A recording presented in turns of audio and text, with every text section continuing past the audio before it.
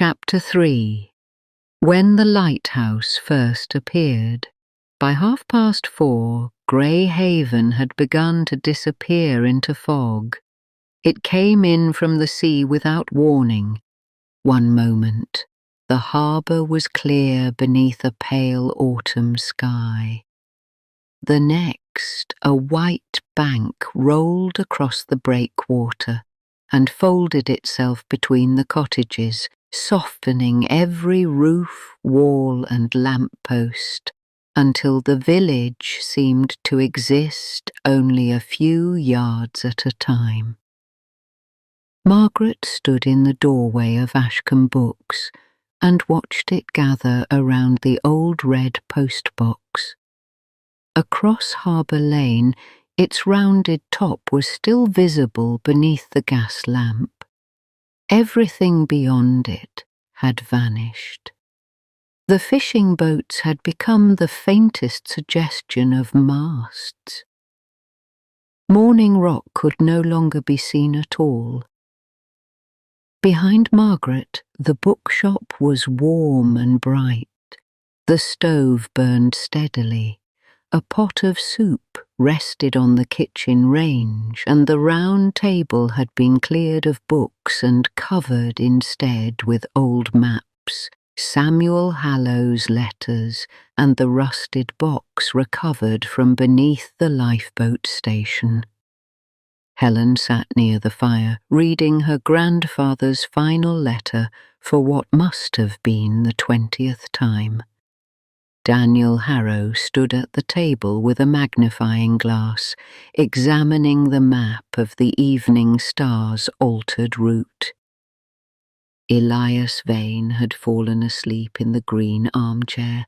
His black walking stick rested against his knee. His head had tilted to one side, and each breath emerged with a soft whistle. Margaret closed the shop door. The fog is thickening. Daniel looked up. That may delay the lighthouse. Does fog delay light? No, but it may delay us seeing it. Helen folded the letter. The note said to go to the postbox when the lighthouse first appears. It did not say we had to see it from here, Margaret replied. Daniel moved to the window. Morning Rock usually begins its evening watch 20 minutes after sunset. In clear weather, the lantern is visible before the beam starts turning. And tonight we may see only a glow in the fog. Elias opened his eyes. Then perhaps that is enough. He sat upright and adjusted his coat. Margaret glanced at the clock. They had nearly an hour before sunset. The waiting had changed the atmosphere in the bookshop. During the morning, the discovery of Samuel's letters had carried them forwards. There had been pages to read, dates to compare, and questions to ask, but as dusk approached, they could do little except imagine what might happen beside the postbox. Helen returned the letter to its envelope. "Did your father ever mention Blackglass Cove?" she asked Elias. "Many times." "Did he go there?" "Once." Daniel stopped studying the map. "When?" "In 1950, about 18 months after the evening star vanished." "What did he find?" "Very little." Elias rested both hands on his walking stick. Blackglass Cove is not easily reached. The cliffs are steep, and the beach exists only at low tide. My father went there with the fisherman who had found the small boat. The man who was paid to remain silent? Yes, his name was Jacob Wren. Margaret recognized it. The Wrens lived in the cottage beyond the chapel. Until the early 1960s. Elias nodded. Jacob claimed he had found the evening stars tender, wedged between two rocks. There were drag marks on the beach and remnants of a fire higher up the cove. Then Samuel and Edward may have survived, Helen said. For a time. What else did Arthur find? A brass button from a merchant seaman's coat, a piece of blue wool, and an iron ring driven into the cliff. Daniel frowned. What was unusual about the ring? It was too new. For what? For the ruins above Blackglass Cove. Elias looked towards the fogged window. There used to be a signal station on the cliff. It had been abandoned before the First World War. By 1948, most of its roof had gone and the stairs had collapsed. Yet someone had fixed a heavy iron ring into the rock below it, as though boats were still being hauled ashore. Margaret poured more hot water into the teapot. Did your father enter the station? He tried. The door had been reinforced from within. Did he report it? To the harbour master. And? The harbour master told him to forget what he had seen. Daniel's expression hardened. Who was harbour master then? Alfred Cresswell. Daniel crossed to a shelf near the counter and took down a ledger bound in cracked brown leather. This is a list of harbour officials.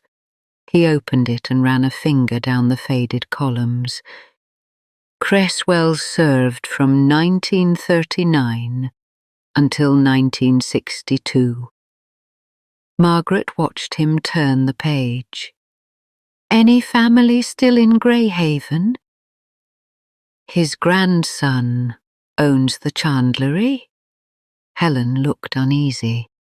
Do you think the family knows? No, Daniel said. And until we have evidence, we should not assume they do.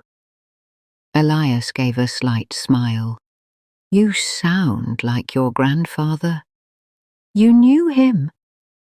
Everyone knew Robert Harrow. He asked too many questions and trusted too few answers.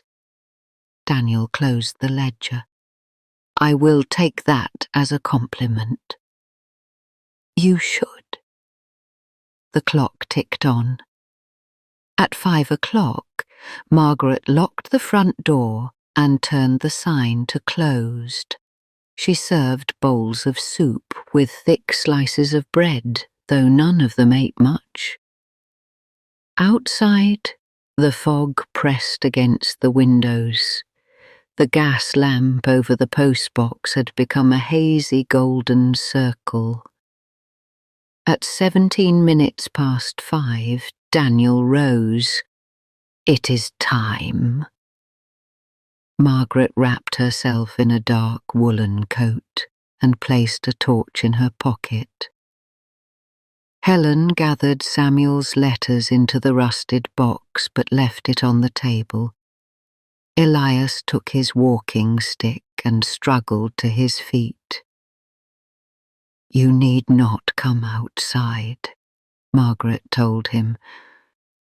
The letter was addressed to me. The street is slippery. I have spent 12 years waiting for an answer to my father's last question. I shall risk Harbour Lane." They stepped into the fog. The village sounded different when it could not be seen.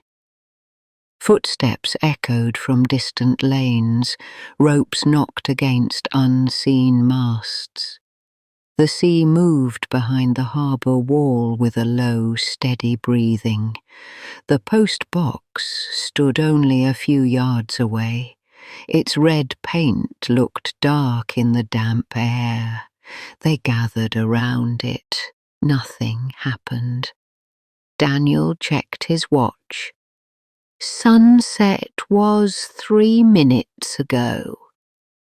Helen looked towards the harbour mouth. There is no sign of the lighthouse. Not yet. Margaret placed one hand against the post box. The metal was cold and wet. How exactly does a letter appear inside a locked post box? Helen asked. No one has explained the first two, Margaret replied. Elias tilted his face towards the sea. My father believed the village had a memory. Daniel raised an eyebrow. The village? Not the stones and buildings, the people. The stories they tell. The things they refuse to tell. A place remembers through those who live in it. And the postbox. Perhaps it is where the memories are delivered. The fog brightened faintly over the water. Daniel turned. There. At first, Margaret saw nothing. Then a dim white glow formed beyond the breakwater. It grew slowly, spreading through the mist like moonlight behind a curtain.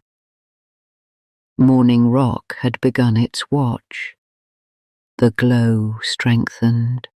For a moment, it appeared to rest over the harbour.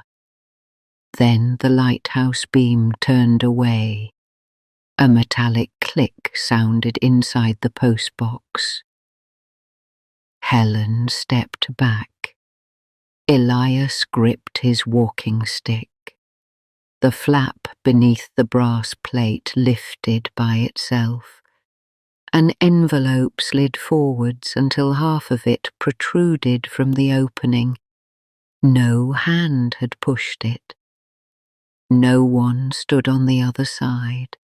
Margaret reached out and took it. The paper was cream-coloured. Dark blue wax sealed the flap. On the front, in the now familiar handwriting, were the words, "For those who came back too late." Margaret looked at Elias.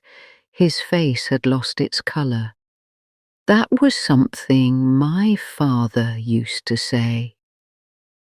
About what? Helen asked. He never told me. The lighthouse beam returned. Its glow passed through the fog and touched the wet envelope in Margaret's hand. Elias broke the seal. Inside was a single sheet of paper and a small brass key. The paper contained 3 sentences. The station above Black Glass Cove was never abandoned. Samuel Hallow reached it before dawn.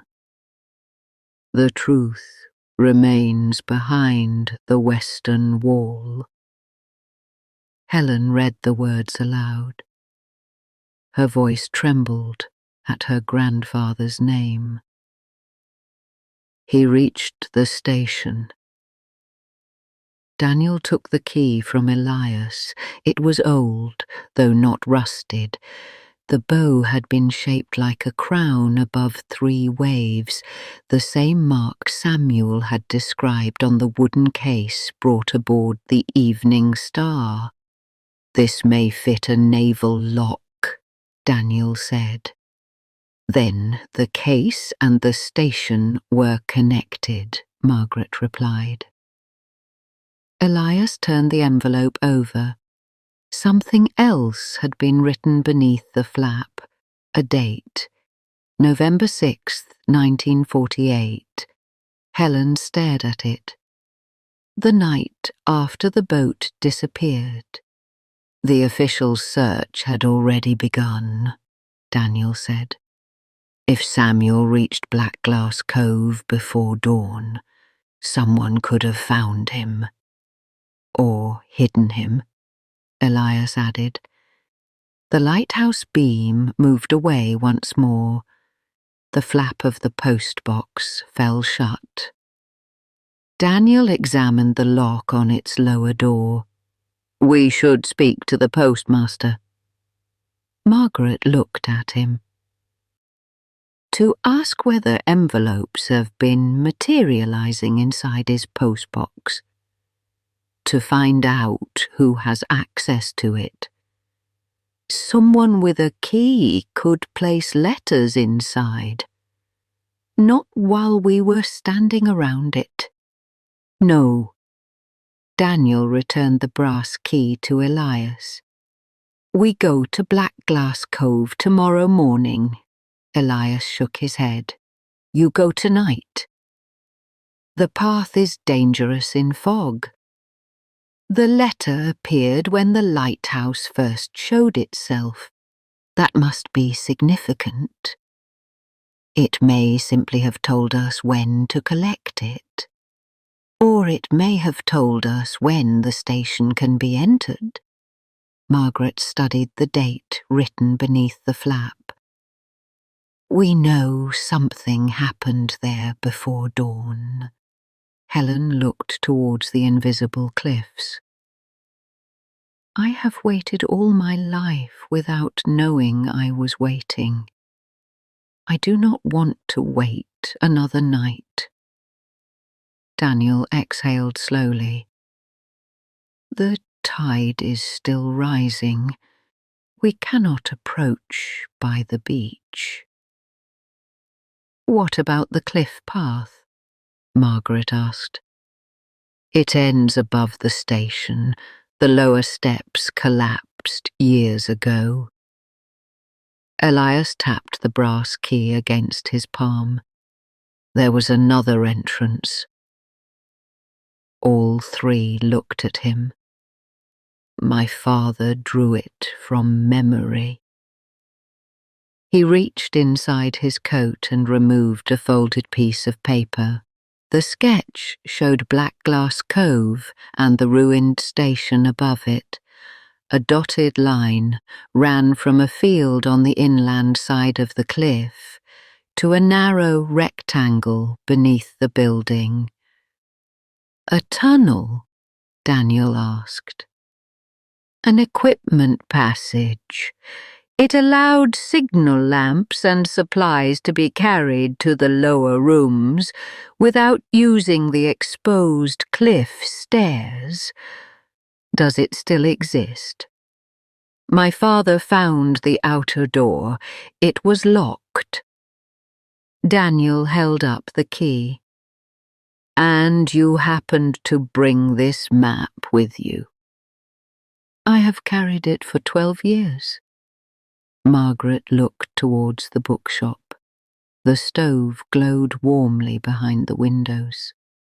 Her sensible instinct told her to return inside, make tea, and wait for daylight. But the envelope in Elias's hand had named Samuel Hallow. It had given them a key. And somewhere above Black Glass Cove, a western wall had guarded the truth for nearly 80 years. Margaret unlocked the bookshop again. "We will need proper lanterns." Daniel gave her a resigned look. "You have already decided." "I believe Helen decided first. I have noticed you rarely discourage her." "I discouraged her very firmly from being swept into the sea." 20 minutes later, they left Harbour Lane in Daniel's Land Rover. Elias sat beside him with the map on his knees. Margaret and Helen occupied the back seat, carrying torches, blankets, a flask, and the rusted box of letters. The narrow road climbed beyond Greyhaven. Fog drifted across the headlights. Hedgerows appeared and disappeared at the roadside. Each bend seemed to lead them farther from the lights of the village. At the top of the cliffs, Daniel turned onto a farm track. The vehicle rocked over deep ruts before stopping beside a stone wall. Beyond it lay a dark field. "We continue on foot," Elias said. The wind was stronger here. It pushed ragged openings through the fog, briefly revealing the black sweep of the sea far below. They crossed the field in single file. Daniel led with a lantern. Margaret followed Elias, watching his feet on the uneven ground. Helen came behind them carrying the box beneath her coat. At the far side of the field, they found a low bank covered in brambles. Elias consulted the map. "The entrance should be beneath this." Daniel and Margaret pulled aside the thorny branches. A stone arch appeared. Set beneath it was a narrow iron door mottled with rust and almost hidden by earth. At its centre was a small lock. Daniel inserted the brass key. It turned smoothly. The door opened inwards. Cold air moved from the darkness beyond. The passage was narrow and lined with damp brick. Iron brackets remained fixed to the walls, though the lamps they once held had disappeared. Daniel raised his lantern. The tunnel sloped towards the sea. Elias stepped forwards. Margaret caught his sleeve. "Stay between us. I am not quite as fragile as I look." "That is fortunate, because you look very fragile indeed." He smiled and allowed her to lead. The tunnel descended for perhaps 100 yards. Water dripped from the ceiling. Their footsteps echoed ahead of them, returning in softer repetitions. At last, the passage opened into a stone room. A broken table stood against one wall. Rotted shelving lined another. Rusted hooks hung from the ceiling. Daniel moved his lantern slowly. This was a storage room. A doorway led into a larger chamber. Here, the walls had been painted white, though most of the surface had peeled away. Narrow windows faced the sea. Their glass had long since broken, and fog curled through the openings. At the centre stood the remains of a signalling mechanism. Brass wheels, iron levers, and a heavy mounting where a lamp had once been fixed. Helen placed the rusted box on the floor. Someone used this after it was supposedly abandoned. Daniel pointed to the eastern wall. Those electrical cables are newer than the building." "Newer by how much?" Margaret asked. "Difficult to say. Mid-century, perhaps." Elias unfolded the letter again. "The truth remains behind the western wall." They turned. The western wall looked solid. A broad wooden cabinet stood against it, its doors hanging open. Together, Daniel and Margaret pushed the cabinet aside. Behind it, the plaster was cracked in a nearly perfect rectangle. Daniel tapped the surface. The sound was hollow. He used an iron lever from the signalling mechanism to break away the plaster. Beneath it was a wooden door without a handle. A brass plate had been fixed near the edge. Stamped upon it was the crown above 3 waves. The key fitted the second lock. Daniel opened the door. The hidden room beyond was little larger than a cupboard. A metal desk stood inside, together with 2 filing cabinets and a narrow camp bed. On the wall hung a calendar opened to November 1948. Helen entered first. Her torch found a dark stain on the floor beside the bed. Margaret saw it too, but said nothing. Daniel opened the desk drawer. Inside were pencils, a rusted revolver, and a leather-bound logbook. He lifted the book carefully. Its first pages contained lists of dates, times, and boat names. The final entry began on November the 5th, 1948. Daniel read aloud. 11:40 p.m.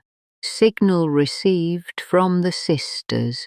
Midnight. Transfer completed. 12:25 a.m.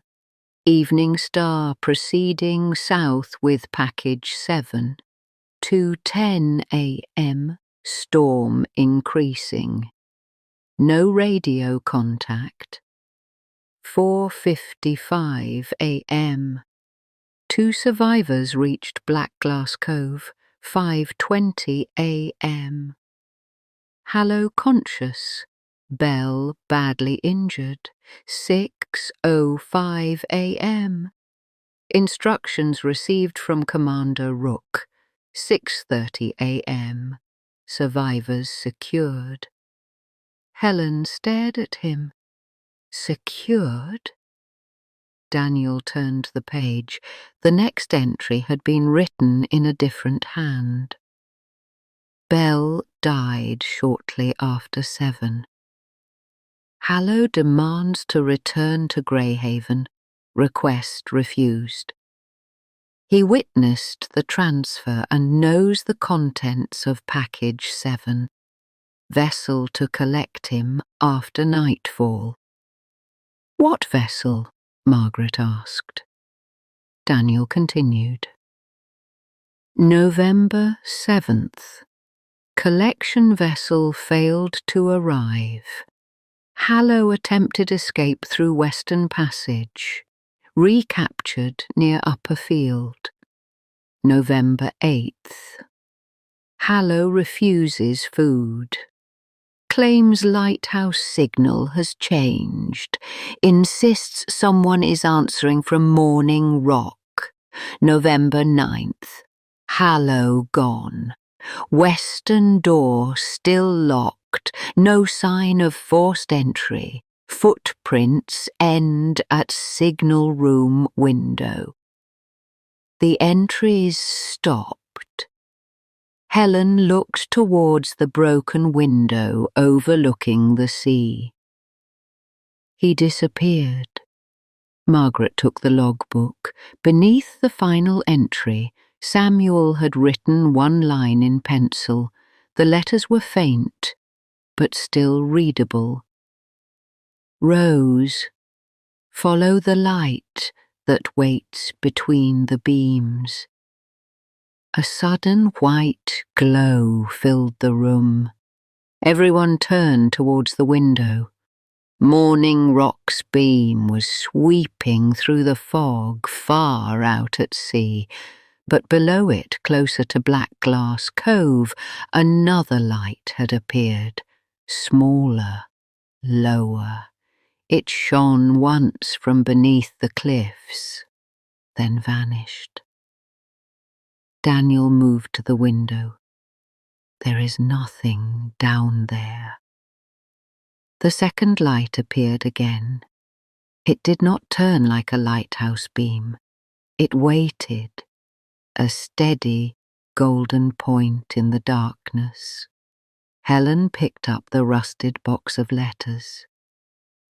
That is the light Samuel saw from the small boat. The glow disappeared once more. Margaret counted silently. 10 seconds, 20, 30. Morning Rock's beam crossed the fog. Between one sweep and the next, the smaller light returned. Elias gripped the edge of the desk, the light that waits between the beams. Daniel closed the logbook. No one goes down there tonight. Helen did not argue. She was staring at the golden point below the cliffs. For nearly 80 years, the official story had ended with the evening star sinking in the storm. Now they knew Samuel Hallow had survived the wreck. He had been imprisoned inside the station. And somehow, after 3 days, he had vanished from a locked room. Outside, Morning Rock continued its patient turning. Between its beams, the lower light appeared once again, not guiding ships away from danger, calling someone towards it.